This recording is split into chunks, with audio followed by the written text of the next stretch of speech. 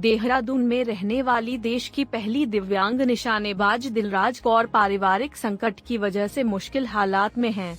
पिता और भाई की मौत के बाद उनके सामने आर्थिक संकट भी गहरा गया है।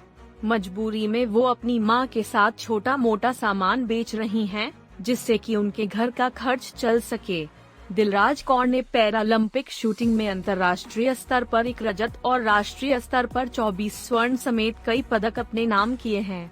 इसके अलावा वर्ल्ड पैरा स्पोर्ट्स में पहली सर्टिफाइड कोच, स्पोर्ट्स एजुकेटर जैसी कई उपलब्धियां उनके साथ जुड़ी हुई हैं। इन दिनों उनके लिए हालात बेहद खराब हैं। उन्होंने बताया कि गंभीर रूप से बीमार पिता के उपचार पर लाखों रुपए खर्च हुए। लंबे समय तक बीमार रहने के बाद पिता की मौत हो गई। कुछ समय पहले एक दुर्घटना में उनका भाई घायल हो गया। उनके उपचार पर भी बहुत ज्यादा खर्च आया। बाद में भाई की भी मौत हो गई। अब वो और उनकी मां किसी तरह अपनी आजीविका चला रही हैं। परिवार की पूरी सेविंग पिता और भाई के उपचार पर खर्च हो चुकी है। तब सीएम विवेकाधीन कोष से भी उनकी मदद की गई थी।